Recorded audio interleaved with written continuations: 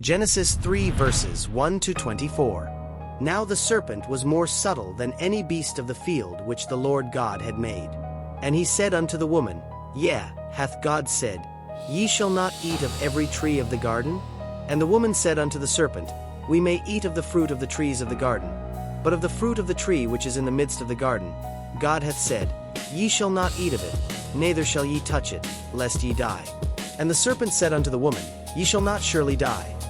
5 For God doth know that in the day ye eat thereof, then your eyes shall be opened, and ye shall be as gods, knowing good and evil.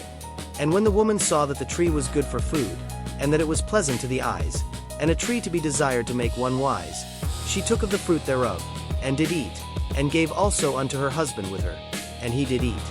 And the eyes of them both were opened, and they knew that they were naked, and they sewed fig leaves together, and made themselves aprons. And they heard the voice of the Lord God walking in the garden in the cool of the day. And Adam and his wife hid themselves from the presence of the Lord God amongst the trees of the garden. And the Lord God called unto Adam, and said unto him, Where art thou?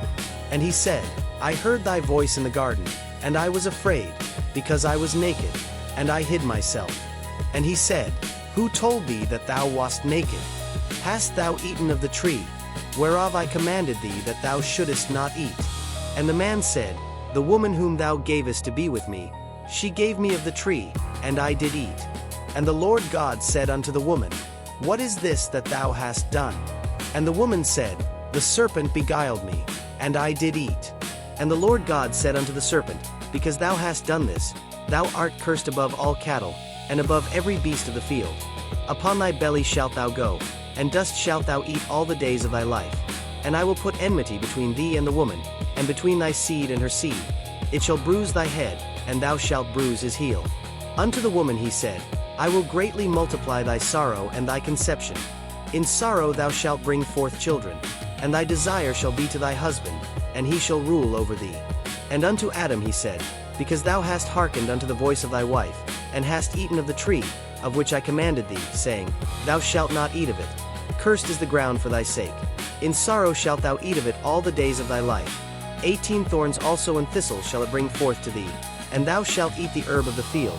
In the sweat of thy face shalt thou eat bread, till thou return unto the ground.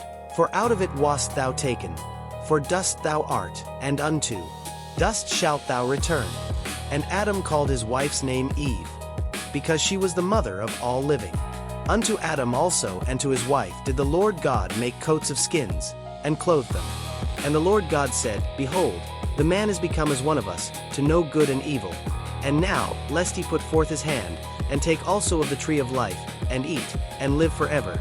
Therefore the Lord God sent him forth from the Garden of Eden, to till the ground from whence he was taken. So he drove out the man, and he placed at the east of the Garden of Eden cherubims, and a flaming sword which turned every way, to keep the way of the tree of life. The fall of man shows how sin entered through disobedience, bringing shame and separation from God.